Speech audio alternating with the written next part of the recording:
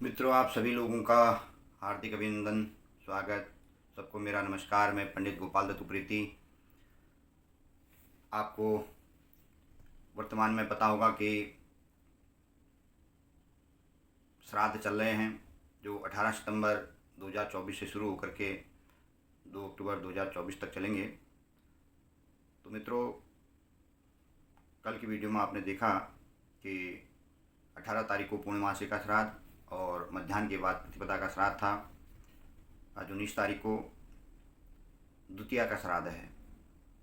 अब शास्त्रों में मैंने आपको बताया था कि शास्त्रों में श्राद्ध के भेद, कितने प्रकार के श्राद्ध होते हैं। हर सनातनी को हमारे कर्म क्या होते हैं, क्या नहीं होते हैं, कौन से कर्म होते हैं, उसके बारे में पता होना चाहिए। इसलिए मैं आप लोगों को शास्त्र सम्मत जो निर्णय हैं उनके बारे में बताने के लिए मैं उपस्थित हूँ। आप मेरे YouTube चैनल को लाइक करें, सब्सक्राइब करें और आपके पास में शास्त्र सम्मत जानकारी पहुँचते रहे। वीडियो बहुत सी आती हैं, आपने देखा होगा, कई प्रकार की वीडियोएं आती हैं। श्राद्ध में ये करो, श्राद्ध में वो करो, श्राद्ध में ये नहीं करो। तो शास्त्रोक्त विधान के हिसाब से कोई नहीं बताता कि भाई शास्त्र का क्या निर्देश है, शास्त्र क्या कहता है। हम सनातन में हैं, हमारा जो भी शास्त्र है वो सब साइंस के हिसाब से प्रमाणित आज की डेट में प्रतिदिन प्रमाण पर खरा उतरता है। अब कई लोग बोलते हैं कि भैया शास्त्र, आजकल ये साइंस का युग है और आप शास्त्र की बात कहते हो कि भाई ये तो जो है ऐसा नहीं, ये तो हमारे शास्त्रों में लिखा है, भगवान किसने देखा, कैसे देखा। तो भैया सबने सुना है कि जहर होता है और इससे जहर से आदमी मर जाता है, लेकिन किसी ने खा के बताया कि ये जहर से मर जाता है। सिर्फ ये सुना है ना कि आपने कि जहर खा करके मर गया। जहर खाने वाला तो बताता नहीं कि भाई मैं जहर खा के मरा हूँ। ये बताया जाता है ना कि जहर खा के मरा है, या उसके प्रमाण से सिद्ध होता है साइंस के हिसाब से। तो वो एहसास नहीं करा सकता मैं जहर से ही मरा हूँ। साइंस कहता है कि हाँ जहर से मरा है। जब आप बता नहीं सकते हो कि ये जहर है, जहर का कैसा स्वरूप था खाने के बाद, तो आप ये कैसे मान लेते हो कि मतलब जो है हम कोई कर्म करते हैं भगवान के प्रति कि वो नहीं मिलता है और नहीं होता है। जिस प्रकार बताया गया भाई जहर है, जहर से आदमी मर जाता है, ऐसे बताया जाता है कि हमारे पितृ हैं, हमारे देव हैं, हमें उनका पूजन करना चाहिए, हमें उनका जो है अर्चन करना चाहिए। जिस प्रकार हमारे ऋषि मुनियों ने बताया हमें उनका अनुसरण करना चाहिए। श्राद्ध के भेद, श्राद्ध शास्त्रों में अनेक भेद बताए हैं, किंतु यहाँ उन्हीं श्राद्धों का उल्लेख मैं आपको बता रहा हूँ जो अत्यंत आवश्यक और अनुष्ठेय हैं, जिनका अनुष्ठान करना चाहिए। मत्स्य पुराण में 3 प्रकार के श्राद्ध बताए गए हैं, नित्य, नैमित्तिक, काम्य, और ये 3 प्रकार के श्राद्ध बताए गए हैं। नित्य, नैमित्त्यम, काम्यम त्रिविधम श्राद्ध मुच्यते। नित्य, नैमित्तिक और काम्य भेद से 3 प्रकार के ये श्राद्ध होते हैं। अब जो है यम स्मृति में 5 प्रकार के श्राद्धों का उल्लेख मिलता है। वो 5 प्रकार के श्राद्ध कौन से हैं? नित्य, नैमित्तिक, काम्य, वृद्धि और पार्वण। ये 5 प्रकार के श्राद्ध हैं। 5 प्रकार के श्राद्ध कब किए जाते हैं? प्रतिदिन किए जाने वाले श्राद्ध को नित्य श्राद्ध कहा जाता है, जिसमें विश्वदेव नहीं होते हैं। सिर्फ अशक्तावस्था में उनको जल प्रदान से भी श्राद्ध की पूर्ति हो जाती है, जो नित्य नैमित्तिक कर्म को करते हैं श्राद्ध के। अब एकोदिष्ट श्राद्ध को भी नित्य नैमित्तिक बोला जाता है। इसमें विश्वदेव नहीं होते हैं। किसी की कामना पूर्ति के निमित्त किए जाने वाले श्राद्ध को काम्य श्राद्ध बोला गया। हमारी कोई कामना हो, हम उस कामना की सिद्धि के लिए कोई श्राद्ध करते हैं, तो उसको काम्य श्राद्ध बोला जाता है। तो इसमें जो है विश्वदेव नहीं। अब वृद्धि काल में जब पुत्र जन्म होता है या कोई विवाह संस्कार होता है, हमारे घर में कोई भी अनुष्ठान होता है, उस समय में जो श्राद्ध किया जाता है उसको वृद्धि श्राद्ध बोलते हैं, और जो नांदी मुख श्राद्ध भी उसको बोला जाता है। पितृपक्ष अमावस्या अथवा पर्व तिथि आदि पर जो सदैव विश्वदेव सहित जो श्राद्ध किया जाता है उसे पार्वण श्राद्ध कहते हैं। विश्वामित्र स्मृति तथा भविष्य पुराण में नित्य, नैमित्तिक, काम्य, वृद्धि, पार्वण, सपिंडन, गोष्ठी, शुद्ध्यर्थ, कर्मांग, दैविक, यथार्थ तथा ये पुष्ट्यर्थ, ये 12 प्रकार के श्राद्ध बताए गए हैं। सब शास्त्रों में जो विश्वामित्र स्मृति और भविष्य पुराण में 12 प्रकार के श्राद्ध बताए गए हैं। उनमें भी उपयुक्त 5 ही श्राद्धों का बारे में बताया गया है। जिस श्राद्ध में प्रेत पिंड का पितृपिंड में मिलाया जाता है, 12वें दिन वो कर्म किया जाता है, उसको सपिंडी श्राद्ध कहते हैं। प्रेत पिंड को पितृपिंड के साथ में मिलाया जाता है तो उसको सपिंडी श्राद्ध बोला गया। और समूह में जो श्राद्ध किया जाता है उसको गोष्ठी श्राद्ध बोला गया है। जो शुद्धि के निमित्त जिस श्राद्ध में ब्राह्मण को भोजन कराया जाता है वो शुद्ध्यर्थ श्राद्ध है। और गर्भाधान, सीमांतन पर, पुंसवन आदि संस्कारों में जो श्राद्ध किया जाता है उसको कर्मांग श्राद्ध बोला गया। सप्तमी आदि जो तिथियों में विशिष्ट हविष्य के द्वारा, उसमें हवन भी होता है एक श्राद्ध में। भविष्यान्न के द्वारा जो देवताओं के निमित्त जो श्राद्ध किया जाता है उसको दैविक श्राद्ध बोला जाता है। तीर्थ के उद्देश्य देशांतर में किए जाने वाला, उसमें घृत द्वारा जो श्राद्ध किया जाता है उसको यात्रार्थ श्राद्ध बोले जाते हैं। घृत के द्वारा भी श्राद्ध का विधान बताया गया है। शारीरिक अथवा जो आर्थिक स्थिति है उसकी उन्नति के लिए जो श्राद्ध किया जाता है वो पुष्ट्यर्थ श्राद्ध बोला जाता है। पुष्टि के लिए श्राद्ध है। उपयुक्त सभी श्राद्ध श्रौत श्रमात भेद से 2 प्रकार के होते हैं। श्रौत और श्रमात। श्रौत कौन है, श्रमात कौन है, कैसे श्राद्ध किया जाता है? पिंड पितृयाग को श्रौत श्राद्ध कहते हैं। जो पिंड द्वारा पितृयज्ञ किया जाता है उसको श्रौत श्राद्ध कहा गया है।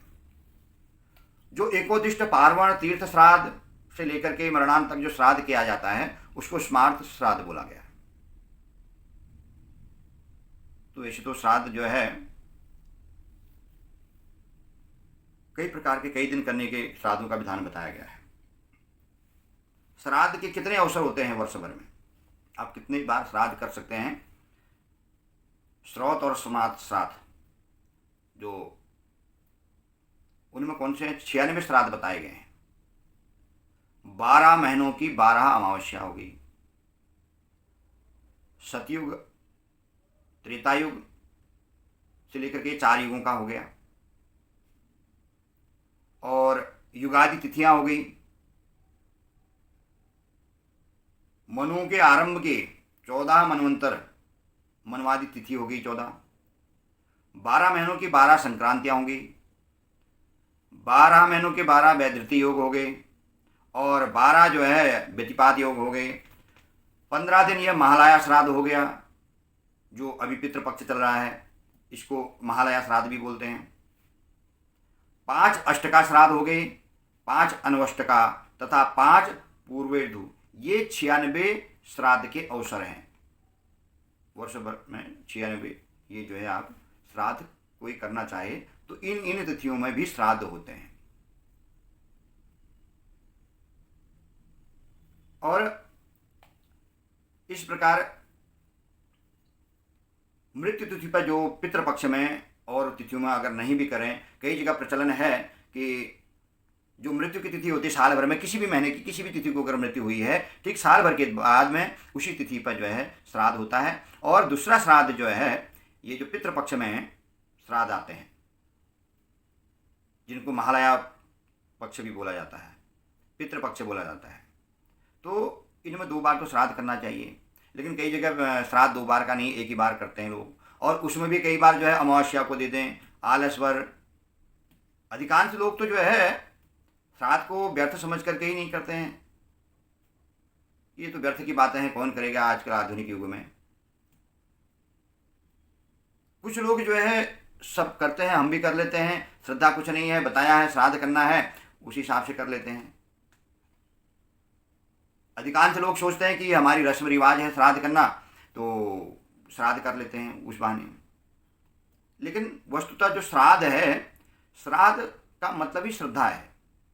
जो अपने पितरों में भक्ति रखता है, ये सोचना चाहिए पितरों के द्वारा हमें सब कुछ मिला है संसार में। हम वर्ष में 2 बार सिर्फ उनको याद करते हैं, तो उनके निमित्त जो भी हमारी श्रद्धा हो, हम एक सुयोग्य ब्राह्मण को बुला करके अपने घर में यथा सामर्थ्य, यथा संभव जो हो सके वो कर्म करना चाहिए। किसी के पास में समय नहीं है, किसी के पास में धन का अभाव है, तो हर स्थिति में जो है, हर परिस्थिति में आप श्राद्ध को कर सकते हैं, लेकिन श्राद्ध करने की आपकी इच्छा होनी चाहिए, आपकी श्रद्धा होनी चाहिए। आप नहीं श्राद्ध कर सकते हैं तो अपने उस मृत्यु तिथि पर, जो आपके माता की पिता की जो भी मृत्यु तिथि हो, उस तिथि पर कुछ जो है सूखा अन्न इत्यादि लेकर के, फल दूध इत्यादि लेकर के, और ब्राह्मण के पास जा करके उनसे संकल्प के द्वारा जो है अपने पितरों के निमित्त जो भी मेरे से श्रद्धा से बना है आप उनको स्वीकार करें, और ब्राह्मण को, एक श्रेष्ठ ब्राह्मण को आप उनको दान दें, तो भी वो श्राद्ध ही माना जाता है। और कई, जैसे आप उत्तराखंड में और विशेष करके कुमाऊं क्षेत्र में अगर जाते हैं तो वहाँ श्राद्ध का एक विधि विधान से जो कर्म होता है, जो आदिकाल से चला आ रहा है, वो परंपरा आज भी विद्यमान है, और आज भी उसी भाव से और आज भी उसी कर्म से करते हैं। अब आजकल ये महालया श्राद्ध चल रहे हैं, इन तिथियों में एकोदिष्ट में एक पिंड, एक ब्राह्मण, एक पातली का विधान है। पातली मतलब जो भोजन आपने बनाया है उसका। और पार्वण श्राद्ध में आप अगर मृत्यु तिथि पर कर रहे हैं पिता का या माता का, तो उसमें जो है 3 ब्राह्मण, 3 पातली और 6 पिंड का विधान है। और अनवष्टका, अष्टका और अनवष्टका, उसको नवदैत्य का भी श्राद्ध बोला जाता है। अष्टमी के दिन जो श्राद्ध होते हैं, अब कई बार जो है हमें तिथि का अनुभव नहीं हो पाता, तिथि का पता नहीं चल पाता है, उस स्थिति में क्या करें। और श्राद्ध हम अगर किसी के माता की मृत्यु पहले हो गई है और पिता की मृत्यु बाद में हुई है, उस स्थिति में हम श्राद्ध किस प्रकार करें वो भी मैं आपको बताऊंगा किस प्रकार विधान इसका है। लेकिन आप जो भी कर्म करें श्रद्धा से करें, अपने पितरों के निमित्त करें, अपने सनातन के लिए करें। आप देखते होंगे हर धर्म तो हमारा सनातन ही है, लेकिन हर पंथ वाले अपने कर्म को करने में किसी को कोई शर्म नहीं है, किसी को कोई बुरा नहीं लगता है। लेकिन हम लोगों को शर्म आती है, हम लोगों को बुरा लगता है।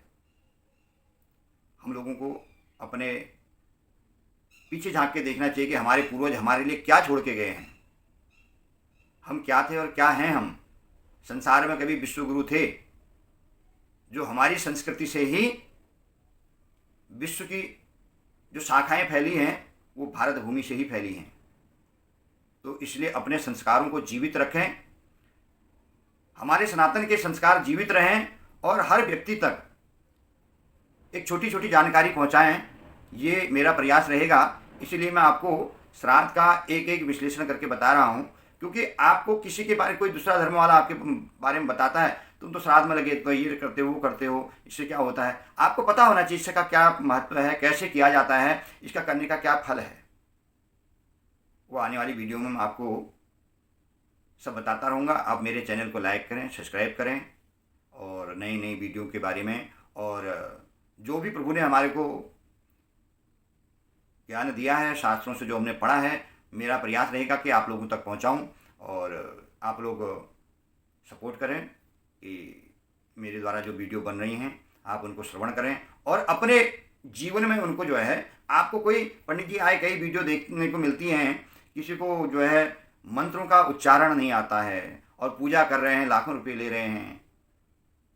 हमारे सनातन का बड़ा ह्रास हो रहा है, बड़ी पीड़ा होती, बड़ा दुख होता है। इसलिए मैं आपको, मेरी वीडियो थोड़ा सा लंबी लगेंगी या आपको ये समझने में थोड़ा सा समय लगेगा, लेकिन आपको एक बार सुने, 2 बार सुने, समझें मैं क्या कहना चाह रहा हूँ। आपको मैं सनातन की एक एक चीज़ को बता करके चल रहा हूँ।